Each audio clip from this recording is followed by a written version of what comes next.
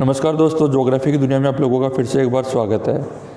कई बार हम देखते हैं कि समय से पहले बारिश का आना या कहीं पर सूखे का विस्तार अधिक बढ़ जाना, महासागरीय जलमग्न हो जाना, ग्लेशियरों का पिघलना, वनों में आग लगना एक सामान्य सी बात हो गई है।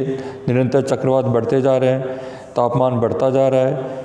ये सब कारण क्या है? और कई बार हम ये भी देखते हैं कि समय से पहले फसलों का पक जाना, मौसम में परिवर्तन अनायास हो जाना, ये सभी क्या है और ये किसके कारण हो सकता है? इसके लिए हम एक सामान्य सी बात कहेंगे कि ये समस्या क्या है, इतना परिवर्तन एकदम कैसे हुआ। तो इसे हम कह सकते हैं कि जलवायु परिवर्तन, क्लाइमेट चेंज हो रहा है, क्लाइमेट चेंज।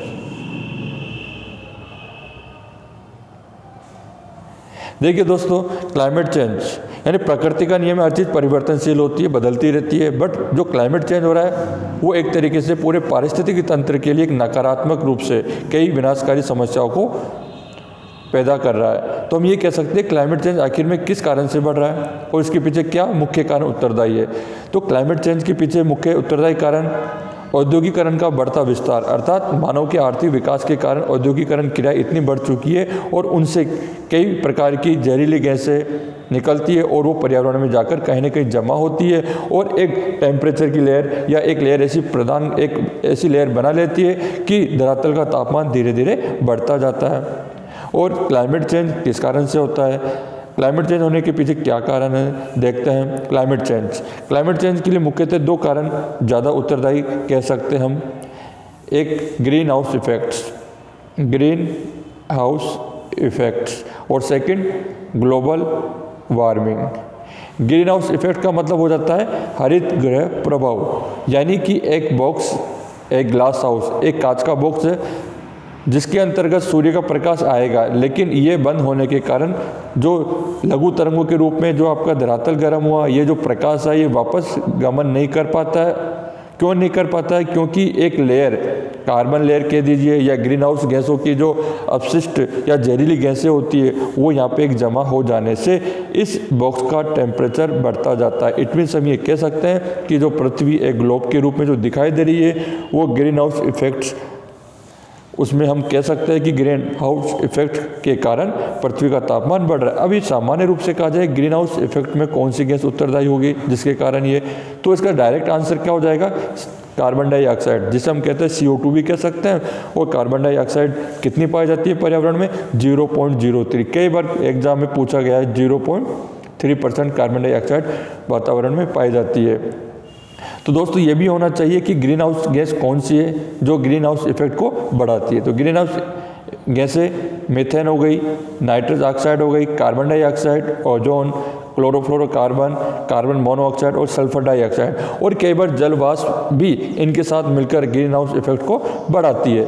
तो ये देखते हैं कि मीथेन का CH4 है, नाइट्रोजन का N2O, कार्बन डाइऑक्साइड का CO2, ओजोन का O3, क्लोरोफ्लोरोकार्बन CFC, याद रखिए CFC क्लोरोफ्लोरोकार्बन, कार्बन मोनोऑक्साइड का CO।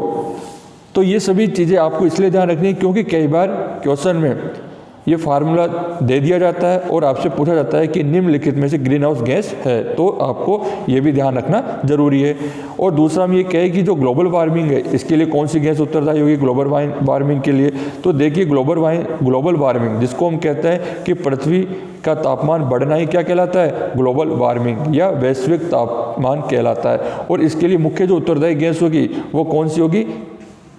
CFC, कार्बन क्लोरोफ्लोरो या कार्बन क्लोरोफ्लोरो या कार्बन फ्लोरोकार्बन, जिसको हम कहते हैं CFC। अब इस CFC रेफ्रिजरेटर में सबसे ज़्यादा पाई जाती है और अन्य कई ऐसे कृत्रिम संयंत्र हैं जिनका हम यूज करते हैं, उनमें से CFC रिलीज होती है और वो पर्यावरण में जाती है। और CFC एक तरीके से हम ये कह सकते हैं कि ओजोन लेयर है उसको भी डिप्लेशन में कन्वर्ट करती है, ओजोन लेयर में रिक्तीकरण बढ़ता जा रहा है। तो दोनों ग्लोबल वार्मिंग और ग्रीन हाउस इफेक्ट के कारण पर्यावरण में निरंतर तापमान इस गति से बढ़ रहा है जिसके कारण धरातल या पृथ्वी धीरे धीरे गर्म हो रही है और गर्म हो जाने के कारण पृथ्वी का तापमान बढ़ता जा रहा है। और जो आपकी ग्लेशियर है जिसको हम ठंडे पानी के या स्वच्छ पानी के या फ्रेश वाटर के सोर्स कहते हैं वो भी धीरे धीरे पिघल रहे हैं। यदि वो इसी प्रकार से पिघलते जाएंगे तो महासागरीय जलमग्न हो जाएंगे और कहीं पर सूखे या बाढ़ जैसी स्थितियों के हालात बढ़ जाएंगे, जो पारिस्थितिकी तंत्र या आपके वायुमंडल या पूरे मानव जगत के लिए काफ़ी विनाशकारी साबित हो सकता है, क्योंकि मानव पर्यावरण में रहता है और यदि मानव पर्यावरण के अनुकूल व्यवहार करता है तो प्रकृति भी उसको सपोर्ट करती है, और मानव यदि पर्यावरण के प्रतिकूल व्यवहार करेगा तो प्रकृति किसी न किसी रूप में अपना नकारात्मक रूप मानव को दिखाती है, जिसको हम रिसेंट में हम देख सकते हैं, जैसे कोरोना महामारी, उसके पीछे भी कहीं न कहीं मानव का ही हाथ रहा है। इस प्रकार से वातावरण से छेड़छाड़ करने से कहीं न कहीं बड़ी बड़ी समस्याएं पैदा हो रही है। तो हम ये देखते हैं दोस्तों कि जो ग्रीन हाउस गैसें हैं जिनमें कार्बन होता है और जो कार्बन की मात्रा है, तो दुनिया में ऐसे कौन से देश हैं जो ग्रीन हाउस गैस या कार्बन डाइऑक्साइड सबसे ज़्यादा उत्सर्जित करते हैं। तो देखते हैं,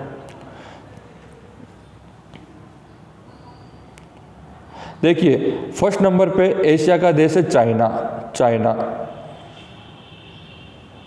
और चाइना के बारे में तो आप जानते ही हो, वैसे भी इसको एशिया का ड्रैगन के नाम से फेमस है। तो फर्स्ट नंबर पर चाइना, सेकंड नंबर पर यूएसए, एक विकसित देश की बात कर रहे हैं, यूएसए सेकंड नंबर पर, और थर्ड नंबर पे इंडिया, भारत, जो विकासशील से विकसित देश की ओर अग्रसर हो रहा है। अभी कितना % कार्बन का उत्सर्जन करते हैं?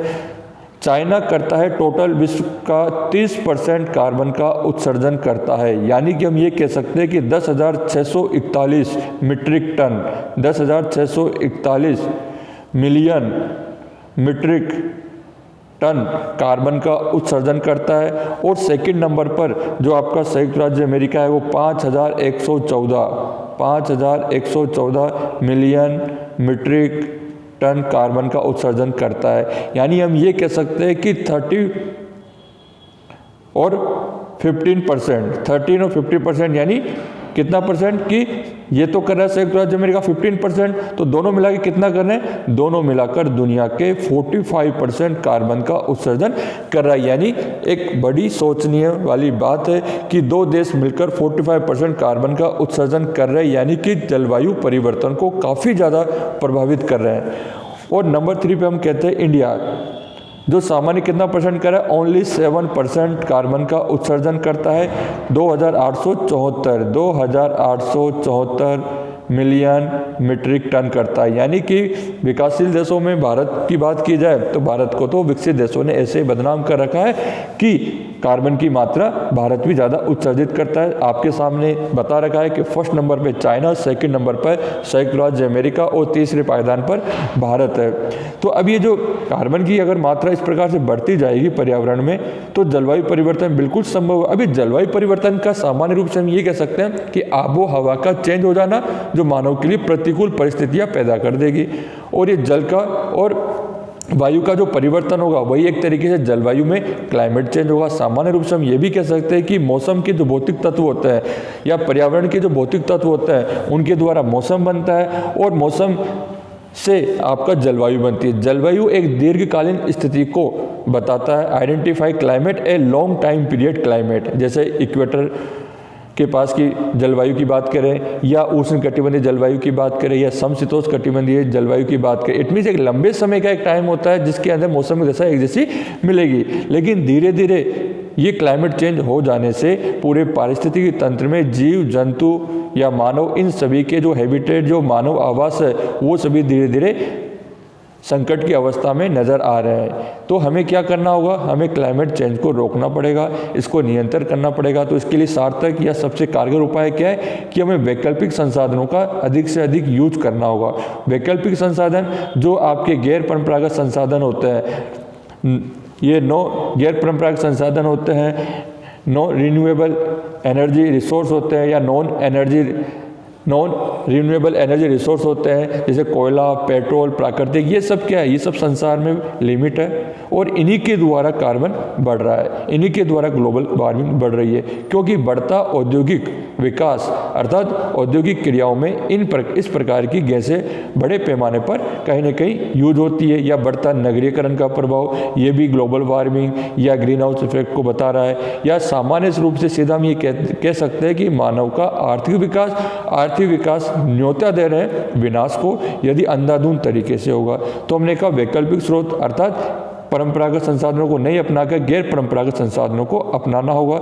जैसे सौर ऊर्जा को बढ़ावा देना होगा, पवन ऊर्जा को बढ़ावा देना होगा, तरंग ऊर्जा को, भूतापीय ऊर्जा को। ये सभी क्या, ये सभी पर्यावरण के अनुकूल या पर्यावरण के अनुकूल के साथ साथ मानव के लिए भी अनुकूल होगी, पर्यावरण के लिए प्रतिकूल नहीं होगी। जिनको हम लंबे समय तक यूज करेंगे तो पर्यावरण में किसी प्रकार से कोई भी नुकसान नहीं होगा। और अधिक से अधिक वृक्षारोपण करना, पेड़ लगाना। क्यों?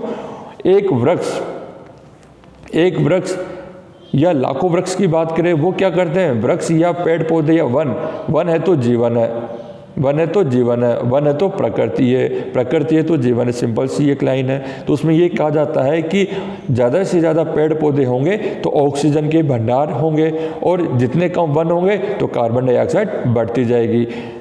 सोचना आपको है कि ऑक्सीजन बढ़ानी है या कार्बन डाइऑक्साइड बनानी है, या पृथ्वी को एक विनाश की ओर ले जाने का एक हमें न्योता देना है क्लाइमेट चेंज के द्वारा। तो इसके लिए हम सभी को एक सार्थक उपाय करना होगा, यानी कि एवरी पर्सन अपनी तरफ से क्लाइमेट चेंज के प्रति कुछ ना कुछ एक सकारात्मक प्रयास करे। वही आपके राष्ट्रीय स्तर पर पूरे दुनिया में इसका संचार करने से, जागरूकता करने से, और बड़े बड़े सम्मेलन भी किए जाते हैं इसके नाम पर। लेकिन अभी तक उनका कागजी कार्रवाई में तो उनको काफ़ी ज़्यादा बताया जाता है, लेकिन धरातलीय स्तर पर उन सम्मेलनों के द्वारा जलवायु परिवर्तन में ज़्यादा अंतर नहीं आया है। थैंक यू दोस्तों, नेक्स्ट वीडियो में मिलते हैं। देखते रहिए SK टारगेट।